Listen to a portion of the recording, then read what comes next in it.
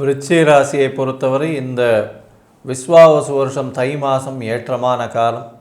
நல்ல ஒரு ஜாக்பாட் அடிக்கக்கூடிய காலகட்டமாக இருக்கும். ஏன்னா ராசிநாதன் உச்சம் பெற்று போயிருக்கார் 3ஆம் இடத்துல.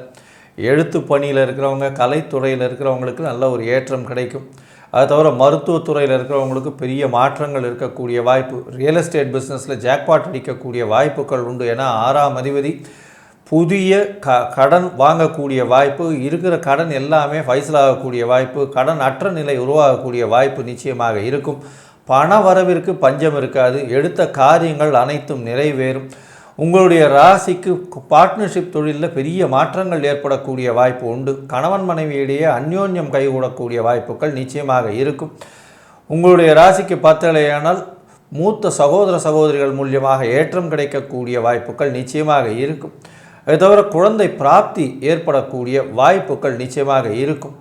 படிக்கக்கூடிய மாணவர்களுக்கு வெற்றி நிச்சயம். வெளிநாடு வெளியூர் சென்று வரக்கூடிய வாய்ப்பு, வெளிநாட்டுக்கு போய் போஸ்ட் கிராஜுவேஷன் பண்ணணும்னு நினைக்கக்கூடிய மாணவ மாணவியர்களுக்கு நல்ல ஒரு ஏற்றம் கிடைக்கக்கூடிய காலகட்டமாக இருக்கும்.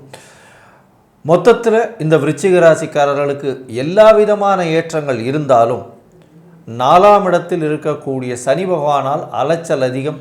உடல் நலத்தில் உபாதைகள் வரக்கூடிய வாய்ப்பு, உடல் நலத்தில் சற்று பின்னடைவு இருக்கக்கூடிய காலகட்டமாக இருக்கும். அதனால் உங்களுக்கு இந்த தை மாதம் விஸ்வாவசு வருஷம் 85% மாற்றங்கள் ஏற்றங்கள் நிச்சயமாக இருக்கும்.